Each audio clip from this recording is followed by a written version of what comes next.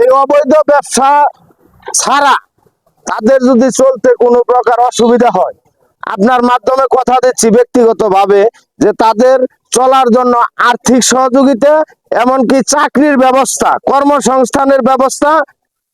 ফরিদ ভাই, আজকে যে মদের বিরুদ্ধে অভিযান চলতেছে এই ঠাকুরপাড়াতে, এই বিষয়ে আপনার অভিমত। ধন্যবাদ আপনাকে। তো আসলে এই কথা বলতে গেলে মানে আবেগে শেষ নাই। আমরা দীর্ঘ, আমার বয়স 46 চলতেছে, যারা আমল থেকে এরা এই মদের সাথে জড়িত। আমরা বারবার এই মদটাকে বন্ধ করার জন্য বিভিন্ন ভাবে আমি ব্যক্তিগতভাবে নিপীড়িত হয়েছি। আপনাদের উদ্যোগে আপনারা আছেন বিদায় এই এলাকার মধ্যে এই নিউজ হয়েছে, আর আজকে যৌথ বাহিনীর অভিযান হয়েছে। তা আমি যৌথ বাহিনীর যিনি অভিযান কর্মকর্তা আছেন তাদেরকে আমি ধন্যবাদ জানাই।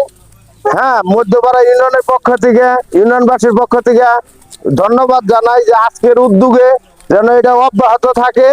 আর বিশেষ করে আমি অনুরোধ করব, যারা এই মদের সাথে মদতদাতা কিছু লোকজন আছে এদেরকে চিহ্নিত করে এই আইনের আওতায় যেন তারা আনে, এটা আমার বিশেষভাবে তাদের কাছে অনুরোধ থাকবো।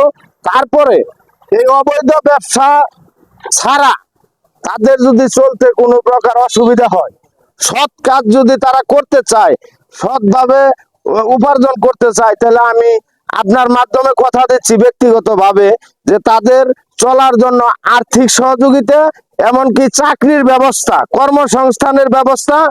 আমার এখানে এখনো বর্তমানে 30-35টা লোক কিন্তু কাজ করতেছে, কর্মসংস্থানের ব্যবস্থা করে দিব। তারপরেও যেন এই নিষেধ থেকে আমার এলাকা মুক্ত থাকে। আগামী দিনের ভবিষ্যৎ যারা যুব সমাজ, এরা যেন এই নিষেধ থেকে মুক্ত থাকে, এই আশাবাদ আমি ব্যক্ত করছি।